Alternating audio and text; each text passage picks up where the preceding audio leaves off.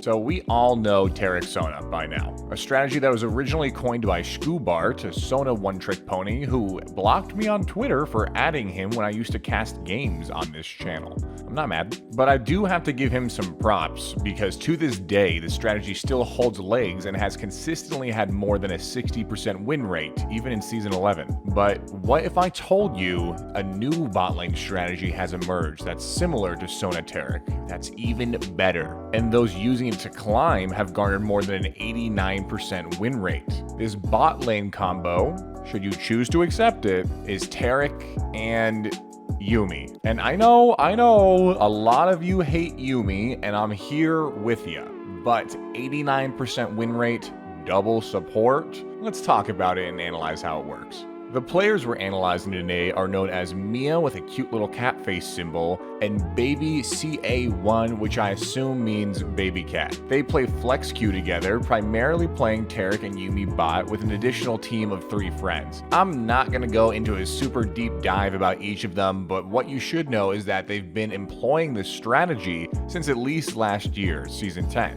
where baby cat hit Grandmaster and Mia achieved Challenger, while playing the strategy together around 40 times and netting themselves around a 70% win rate.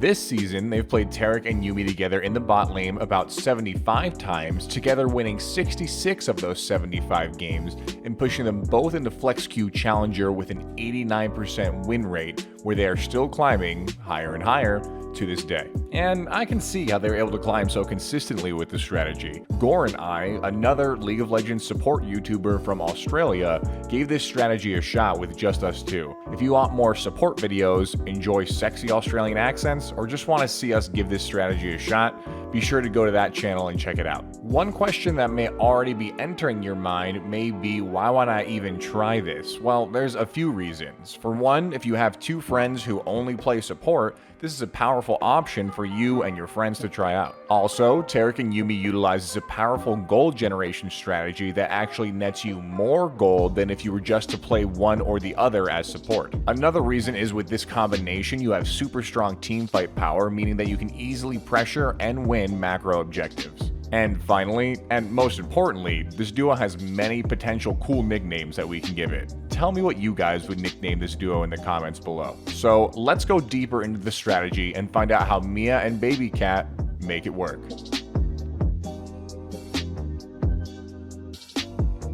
Early game as Taric and Yuumi, you are playing very safe. You both have great sustain and healing abilities, so it's not too hard to keep one another topped off throughout the lane, but you pretty much want the enemies to push for level 2 advantage on you, and get their minions under your turret for an easier time staying safe from outside pressure. Your main objective is to get to mid-game and teamfighting, so until then, they're both farming up to try and hit key item power spikes. Admittedly though, both Taric and Yuumi aren't the best at farming with their low attack damage and limited wave clear, and this is where their first secret strategy comes into play. Double Relic Shield. Aside from helping them last hit more easily, offering more sustain in lane, and making them a bit beefier early game, Double Relic Shield also allows them to earn more gold than the enemy bot lane. With both of them having Relic Shield, every time they trigger it to kill a minion, they're earning 1 CS for both themselves and their lane partner. And once the Relic Shield charges are complete, they will typically share last hitting minions, occasionally missing 1 or 2 to ensure that the reduced gold passive from their item never triggers. Another benefit to both building a support item is that later in the game, your team can get some insane ward coverage. Have you, sir, ever wished as a support that you can get more wards on the map? Well, worry no more. With Double Relic Shield, now you and your handy-dandy support buddy can have 6 live normal wards up on the map at the same time. This additional vision gives them loads of safety, information, and play potential throughout the game as soon as they finish their quests. And now back to the bot lane. The only time they really choose to attempt to fight bot is when the jungler gets involved. And since they're typically huddled under their turret, that means that the enemy bot lane is almost always overextended. There are some opportunities with all of their sustain and additional offensive summoner spells to overpower someone, So if you try this yourselves, you may see openings to kill the enemy bot lane like Gour and I did when we tried this. But against higher elo opponents, they prefer to stay safe and not give up any kills. And ganks for Mia and BabyCat rarely happen. Again, their goal is to get to mid-game and start team fights where they shine. Because of this, they are both maxing their support abilities first, where a normal bot lane Taric may max E first, or a Yuumi may put some additional points into her Q spell. They both opt instead to dump all of their points into their healing skills first. This makes whoever they decide is, as I like to call them, the chosen one, nearly impossible to kill unless the game ends up going super late. And they will start playing with their chosen one once a turret finally falls, officially signaling the beginning of mid-game. It's actually pretty normal that their turret is the one that falls first since they're playing underneath it, but allowing that turret to fall means that they have even more ability to roam around the map. Once mid-game starts, BabyCat or Yuumi will typically head to the top lane to begin to power up the chosen one.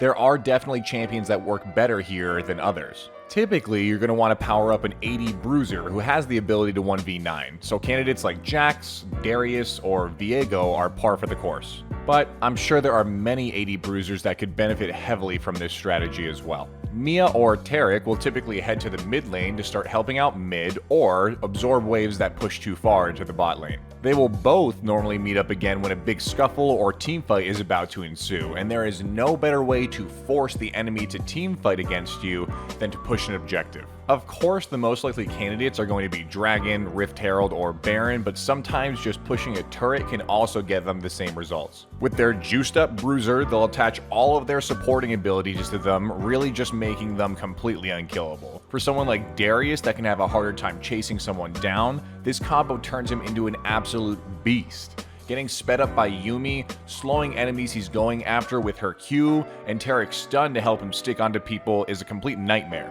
for the enemy team. And we didn't even talk about all the healing or them using their ultimates either. It's nuts, and once you get to team fights, both of you shouldn't be stingy with your ultimates. If you see an opportunity with Yuumi to CC multiple enemies, that is normally your key to start revving up the kitty engine so your anointed can go, ooh boy, let's start killing again. Taric is a little more nuanced in the way that his ultimate can affect multiple members of the team with invulnerability around him and whoever his shield is on as well. So while it's most important to use it when you believe your chosen one will take the most damage, you also want to try to hit as many of your other teammates with it as possible too. The timing is difficult, so starting it up when you know you or the enemy team is fully committed is typically your best bet, as many people will regularly use the majority of their abilities at the forefront of a fight. So as soon as the chosen one starts to go in or has multiple enemies around them, begin to cast Taric's ult. You also just have to be a little bit more careful with Taric, considering unlike Yuumi, you can't just stick on an ally and stay alive forever. So be careful and stick close to your chosen one or team so they can protect you.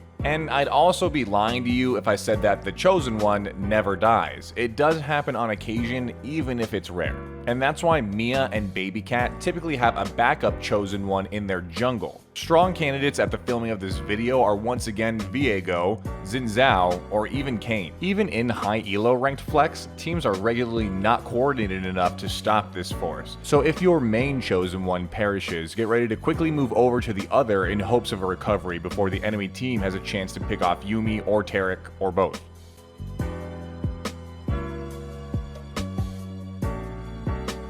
For Taric's build, he's of course starting off with a Relic shield. He'll then start to build his boots, almost always buying Merc treads, but sometimes getting plated steel caps against AD heavy teams. Next, he'll get his Mythic, a Locket of Iron Solari, for even more shielding. You now have options at this point in what to build. If you're doing well and the enemy team doesn't have a lot of healing, Knight's Vow is a great way to go. If there is a lot of healing, Thornmail would instead be a great choice. 5th slot items can range depending on the situation. Some great options include Zeke's Herald, Frozen Heart, or even Abyssal Mask. If you need some more oomph in your build, you can go for an Elixir of Iron, and of course throughout the whole game you should be buying Control Wards and maybe even a Ward Stone if the game goes very late. For Taric's runes, take Guardian for even more shields, Font of Life for even more sustain, Bone Plating because it's just the best rune, and Revitalize to boost your shield's effectiveness as well. Taric also brings Presence of Mind for mana sustain, and Legend Tenacity to more easily move around in fights. His flex rune should be 1 ability haste and either 2 armor, 2 magic resist, or 1 of each depending on your opponents. For Yuumi, she'll also start with a Relic shield. She doesn't need boots, so she'll instead pick up an early Dark Seal and then start to rush her mythic item, Moonstone Renewer. For your third item as Yuumi, you want to look to the enemy team. Most often, if they have any healing, a Chemtech Putrefier is a great option. Other items you can build throughout the game include Staff of Flowing Water or Ardent Censer. And even more items that can slot in well throughout the game would be Mikhail's Blessing or Redemption depending on your situations. If you need some more oomph in your build, you can buy an Elixir of Sorcery, and of course throughout the whole game you should be buying Control Wards and maybe even a Ward Stone if the game goes very late. Yuumi takes Summon Aerie since it has great synergy with her whole kit, Mana Flow Band, Transcendence for ability haste, and Scorch for more damage. She also brings Presence of Mind for more sustain, and Cut Down since it will almost always apply with Yuumi's small health pool. Her Flex rune should be 2 Adaptive Force and either Armor or Magic Resist depending on the enemy team. Go and give this a shot with one of your friends who play support which you're always battling with in the bot lane. This can make you guys friends again, I believe it. Me and Gour, another support YouTuber, did try this out ourselves and have some pretty fun games together, so I think you guys will too. Please, please, please, if you could spare it, leave me a like and subscription on this video, maybe even a comment below if you're feeling generous. Come check me out on Twitch on Tuesdays and Thursdays where I stream League of Legends, or even come to the Discord where you can talk to some more like-minded folks. I'll see you guys in the next video. Peace.